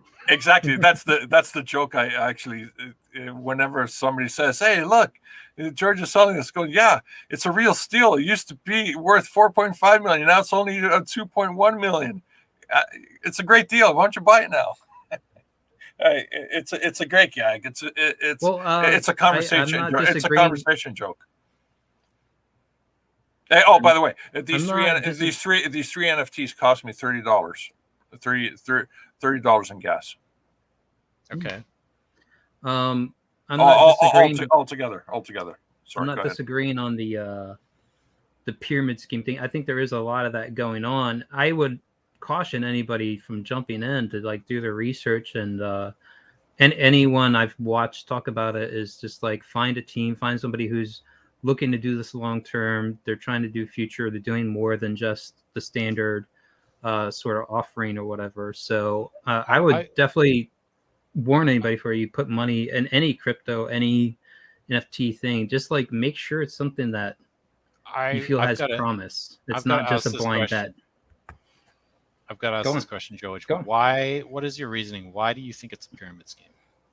I just told you. Okay, I'll read. Sorry. Yeah, explain it to me like I'm 5 years old. Okay. The Red Angel here, hypothetically. Right. I made 10 copies of it. Right. I sell 10 copies at $1 each. So that's $10. So there's 10 people who purchased it at $1 each. Okay. Then those people decide to resell it to somebody else and make a slight profit on it. Okay. So those 10 people resell it at $1.10 or $1.50, whatever. Whatever. Let's say for clarity's sake, $2. So they make $2. So they make a dollar profit. But then because of the contract, a little bit of money comes back to me. Yes. So now when that guy sells that NFT again, so when the first that's the first level, it sold it. Second level decides to buy and sell that NFT. And so you get a little more money from that again, right? That's right. So the money goes back to the first guy and it comes back to me too. Okay. So the more this illustration or these illustrations get sold, right, the more money filters back to the person before, the person before that, and me eventually.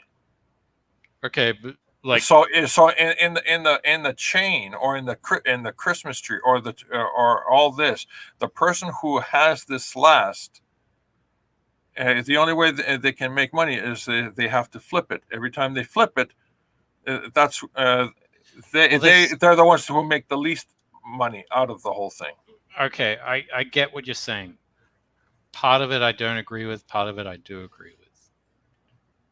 Like what you've just explained is basically how artists make money from royalties, but it's just a more efficient way. And that's kind of what we're doing with Capsule Machine.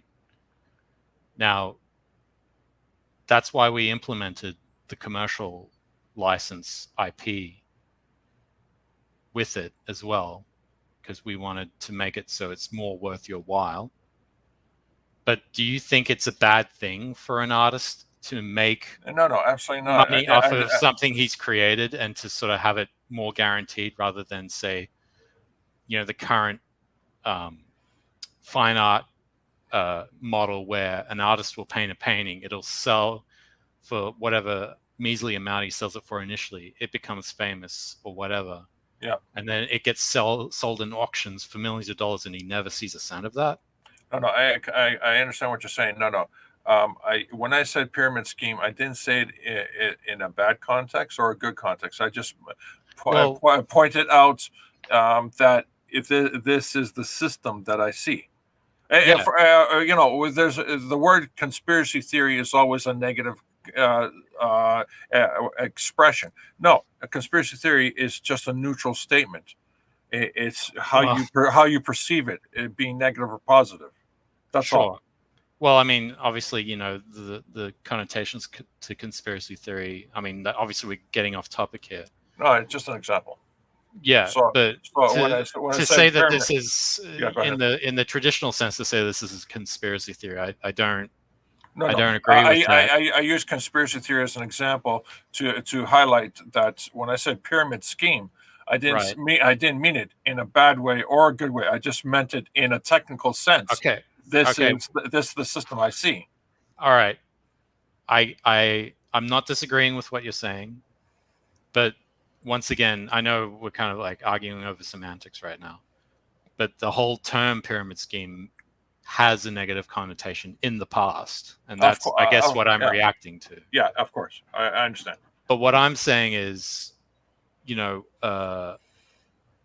maybe what you're pointing out is possibly a big flaw where the person who sells it, the second person after the one that's just initially bought it who sells it, the first one gets money from that. I think it would be a better model, maybe an improvement on the model, where the original artist still gets that initial little extra percentage every time it gets sold. I think that is probably a better model than, say, the one you just explained quite eloquently. If the transaction only sends money back to the originator of the NFT, yes, I can see that. I can that's not a pyramid scheme anymore. That is a reward system, or what did you call it? A royalty system. A royalty system, yeah, and I guess like you've made incredibly good arguments, and I think, once again, as I said, like, this is still emerging, and who knows how this is going to shake out. But obviously, I want to take more of an optimistic view of this, because there is great potential for this technology to help artists in particular right now, but other people in the future.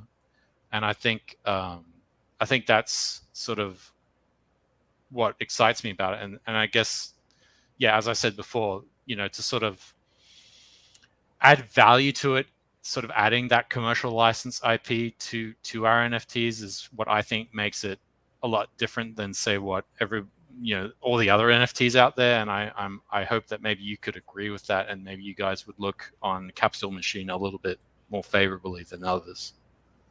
Well, the interesting concept of the Capsule Machine is great. You're actually putting money into a pool, an investment pool. Yeah. And in itself, it becomes technically a utility, and that utility over time generates interest, and when you pull your money out of it, you have taken more. You are walking away with more money than you put in. Uh, it's it's um it's a sound system. Okay. I don't see any flaws in it. Why? Because this happens in the fiat real world all the time in investment portfolios. Okay. And well, having said that, would you be interested in getting something from Capsule Machine when it mints in 2 days? Um, I consider making investments in the crypto world, but the one thing that's I've I I created a personal goal in it. I put in I gave $100 to a gentleman who had Ethereum. Yes. And I said, I'd like to buy $100 worth of Ethereum from you. And yes. I made the purchase at that time. Now my investment in Ethereum became $50 in a sense, so to speak. But that $100 in Ethereum is basically the same thinking as if I went into a casino. I will walk into the casino with $100.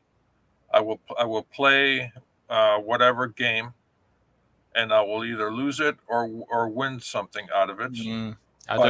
No, give me a sec. All right. But then when I leave the casino, I either leave with a positive or I leave without the $100.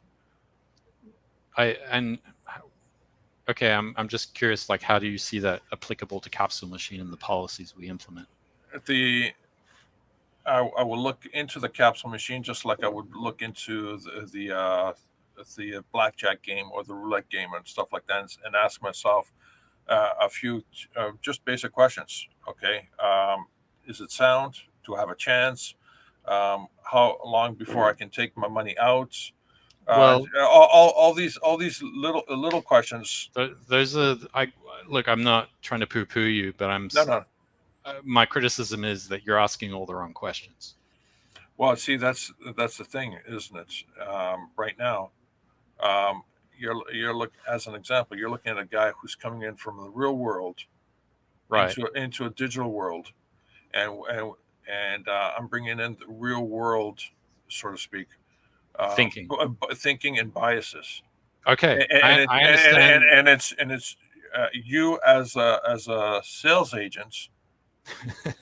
No, seriously, you as a sales agent, it's your job to help persuade me to one, make the purchase, to educate me to make the purchase. Well, I mean, I don't have to. You can go to the Capsule Machine website. Well, see, you see, if I walk into a pizza store, if the proprietor of the pizza store says to me, welcome to my store, I'd like to, I got a large list of pizzas. Which one would you like? Okay, can you let me finish? Yeah. So if you go, like, Lucius, the link is in the private chat. If you post it in the public chat, sure, George can check out Capsule Machine for himself. All the documentation of what we're aiming for and everything is on the website there for you to look at, George. Yeah. I mean, I've made my case. When I say, you're asking questions like, when can I take my money out? When I can do this? When I can do that? With Capsule Machine, it's not about that. We don't want it to be about that. It's like when you invest in art. You don't invest in art to make money. You invest in art because you like art. And that's what we're trying to get at with Capsule Machine. And to sort of make it where we want to make it, I guess, more worth your while, which is why we've implemented the commercial license IP, which you yourself own. That's part of the whole token itself, right? Yes. So you can put it on any real world object, which I know you love, and you can sell that thing. And if there's lots of great artists there, and if you find a piece on there that you when you put whatever you want to put in to get however many pieces you want, and you find one that you really like that you would say, you know what, I would like to have that on a t-shirt, you can do that, and you can make money from that sale of that t-shirt. You can print 100 t-shirts of those if you want.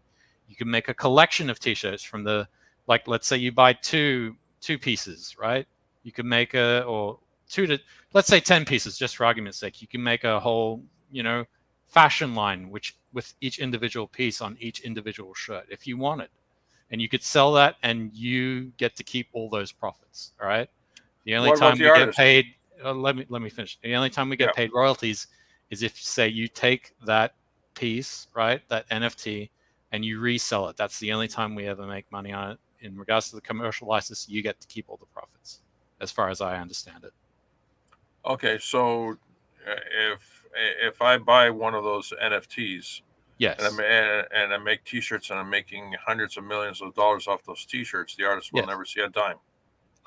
From what I understand, yes, that's the case. But if you resell that NFT, then obviously, it's what you said before. We get a mini royalty from that resale. Yeah, but since I'm making hundreds of millions of dollars off that NFT that I own, I have no interest in reselling it. So the artist exactly. Will never see a dime. It's to your benefit. I mean, obviously, you're just saying 100 million as just like a or tens of dollars. Either right, way. But then you've just said so. There's utility to it. Like, you can make money off it, and I mean, obviously, in the future, I would like to see it where, let's say you were to do that, sell a T-shirt, make hundreds of millions of dollars, and, like, say there's a smart contract in there that says I get 1% of that, right?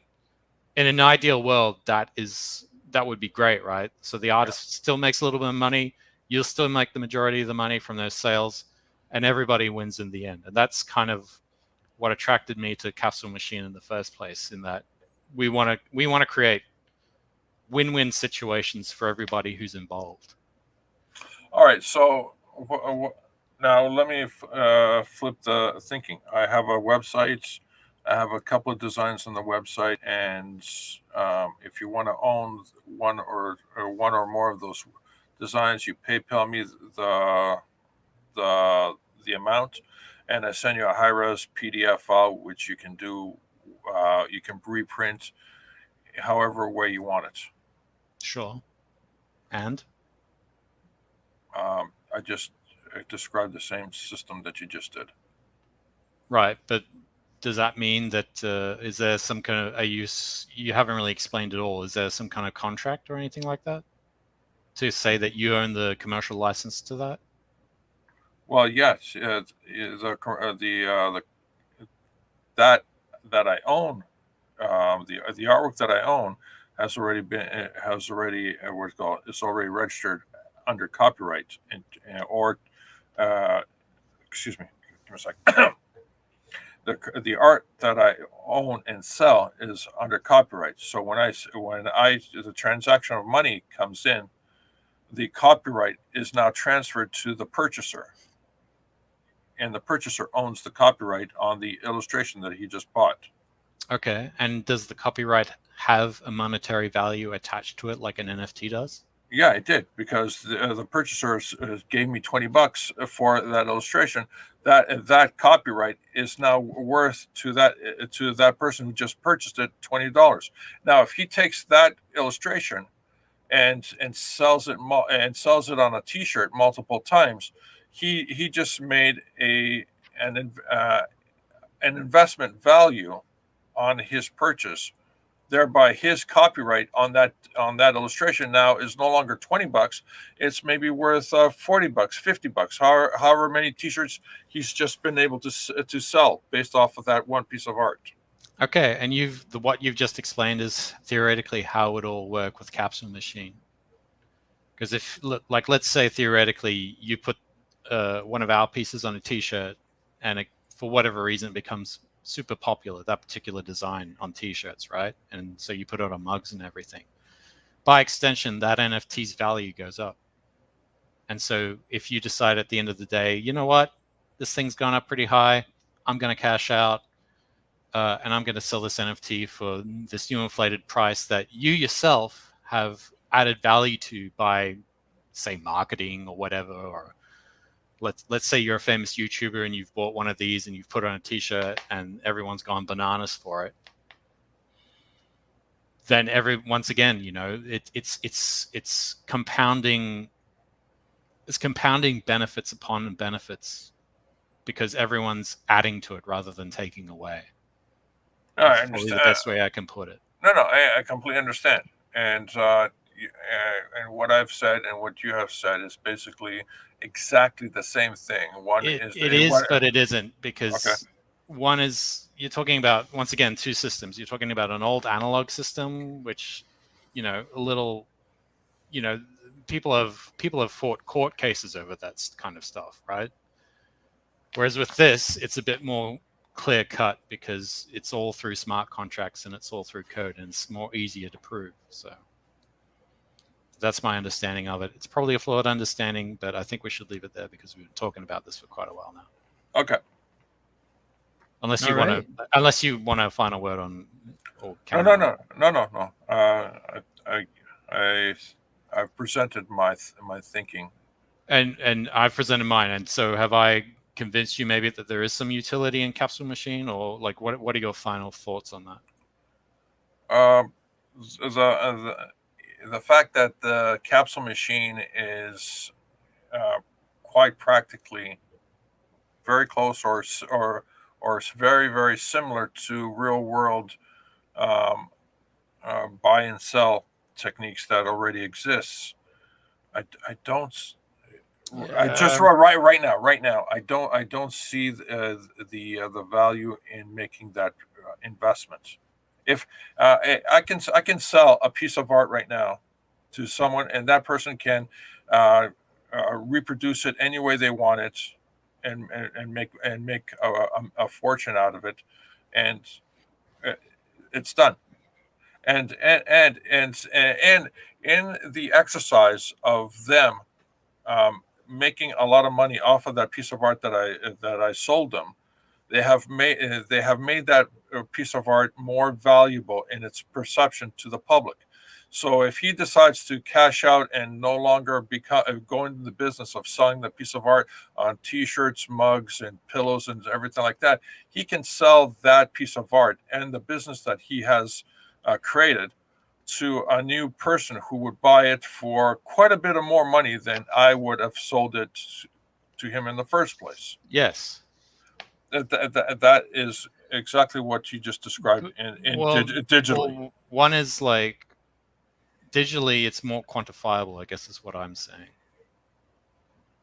And you say these things, and I'm not disagreeing with you, but make sure you have your Ethereum wallet ready for mint day. Yes, please make sure you have your Ethereum if you don't want to miss out. Thanks, Flux. But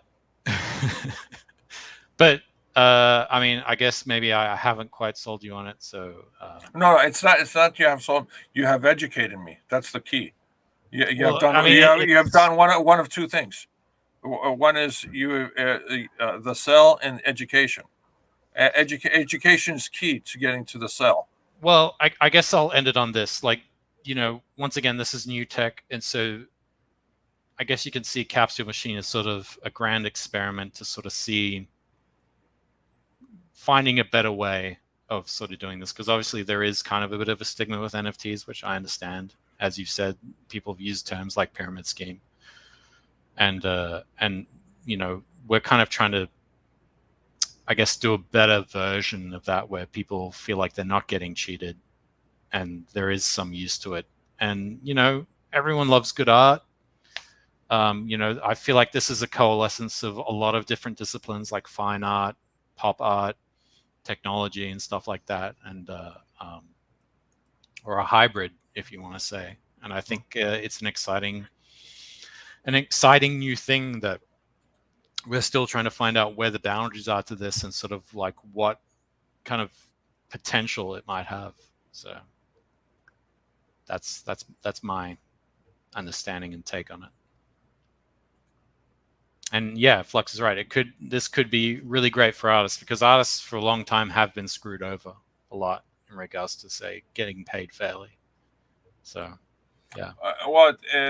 That's don't want to take this in and down a different rabbit hole, but artists not getting paid fairly, that is a misconception. I mean, example, you hire me to draw a piece of art for you. Right. I do it. The contract's complete. That's it. We're done. Or you could not pay it, and then where's the artist at, right? Right. And you've got a piece of artwork. There's always that. No. I've had many clients who haven't paid me for work that I've done, and they've gotten away scot-free. Well, that they don't. Then they don't own the artwork, do they? Well, no. I mean, they own it. They own it in the sense that they've stolen it. Oh no. They've stolen original art, or they just stole the design that you presented to them. Well, let's say both. Okay. Either way, you own the art unless money has exchanged hands and the contract's complete. At which point, if that hasn't happened, that's theft, and you can quantify that theft through the court system, depending on whether it's a small crime or a grand crime. Right, but with NFTs, that's a more guaranteed. But the whole court thing, that usually doesn't work out in the artist's favor. Like you'll spend more money chasing them down than you'll ever get back out, like of that original deal or whatever. Yeah, and plus it's harder to prove because they could turn around and say, well, they just made that up. Like, I've got the artwork here, I drew it myself. Well, I completely understand that. But if you've got a paper trail with NFTs, it's much easier to prove in court if anything like that were to happen. Yeah, you can also have. I'm not going to get too. Or let's not get too far into this. All right, you're right. You can also definitely have a paper trail in your real world transaction, in terms of producing a piece of art on a paper with pen and ink and all that stuff, where you can show your correspondence, your agreements, and all that stuff, which leads up to the final exchange. It's just just a matter of doing your due diligence. The people that got screwed over. I don't want to sound harsh, but in all likelihood, they never did their due diligence. That's all.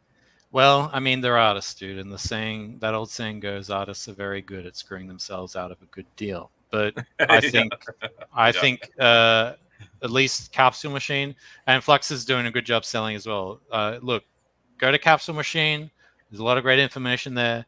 You can join the Telegram community and you can chat to all the other artists and you can ask them lots of questions as well. And they'd probably do a better job of explaining it than I have. But and maybe that might be something you're interested in doing, at least, and just finding out more about what we're about. We're not trying to screw anybody over, and we're not trying to do a get rich quick scheme or anything. Like, this is, as I said, this is an experiment to see sort of how we can utilize this technology in a more positive way where everybody benefits in the end. All right. And before we close out, we usually do about 2 hours here, and then decide to skedaddle. Sorry, this conversation really got me engrossed. No, it's cool. It's cool. I let you guys kind of go, and I just dropped in where I thought, adding a little bit here or there. But before both of you go, just push your projects here. George, if you have anything, pull it up. No project. My stuff is in fulfillment and the logistics part, so there's nothing to sell. Unless you want to go over to my YouTube channel, Friday nights and Saturday nights, we do live movie roasting. Okay. The difference is that we actually have the movie on the screen while we're roasting it. You're not gonna want. There's no syncing. We're not going to ask you to find the movie and sync it up as we're watching and stuff like that. We have lots of fun because we find the really weird movies to present to the public. Oh yeah, yes. Tomorrow launch day for Forsaken Gods 2. It's going to be on Bancroft's channel around 11 p.m. Eastern, 8 p.m. Pacific. So is there a time of day you're putting out or launching it live? Yeah, well, that's the plan. Going to launch it live. Please stop by, check it out. We'll be talking everything about Forsaken Gods and stuff like that. And of course, as we've talked about for the last hour, capsule machine that'll be launching or minting in 2 days. So go check it out. The link should be in the chat. Oh, before you continue, Forsaken Gods. Yes. What is your schedule for book 3? My schedule for book 3? Yeah. Well, I'm going to see how well book 2 does first before I can finalize that. All right, because I don't like to brag a lot, but I am a super backer. But you are. With the thing I do with Indiegogo Kickstarter is that I wait. I don't back the first or second books. I usually back at book 3. You're gonna be missing out then, unfortunately. No. Well, if I think if you're a clever gentleman, which I think you are, while you're offering book 2, you also offer a reprinting of book 1. When you're offering book 3, you're offering a reprinting of book 2 and 1. Look, I will say this. Tune in tomorrow at 11 p.m. Eastern Standard Time, and you'll see what perks I have on offer. Perks, I don't care about perks. I just care about Well, I think you want to check out these perks. Just saying. Look, I don't want to give too much away, but I've tried to make this probably better than the last campaign. But yes, tune in tomorrow, 11 p.m. Eastern, and all will be revealed, so to say. And if you have any questions about Forsaken Gods, the story, the world of Epic Earth, I'll answer those as well. If you have any questions about the campaign, such as my schedule for book 3, I said I'm not really sure what that schedule is because I'm not sure how well this campaign will do. If it does really well, then obviously the schedule will be I'll get it done as soon as I can. But I don't think you'll want to miss this one because there's some really good perks in there. But once again, come by the stream and make up your own mind, come to your own decisions, and I'll leave it at that. Yeah, and you can sign up for the mailing list right now. I have the link at the bottom of the description. And I'm looking to post up a review of the first book to kind of tag team his launch of the event that y'all can watch on my channel. Hopefully within the next day. I have it up. Oh. And I still have to record it and everything, but yeah, okay. It's my mission, man. It's my mission to do that. So thank you. That's thank next you, thing. I really appreciate you doing that, Lucius. Thank you very much. And it's a high recommend on my part. So definitely look into this project. Check out the NFTs, Capsule Machine NFTs. I left the link in the chat there, and I'll add that later on into the description as well. Big week for you, man. So I know. Wishing you best of luck. A lot of anxiety going on, so I'm trying to keep my nerves. So. All right, man. Well, any closing words from you guys? Yes. Yes. Go ahead, George. Yep. Yeah, that's it. Yes. Oh, all right. Stay fresh. All right. Take it easy, guys. All right. Bye.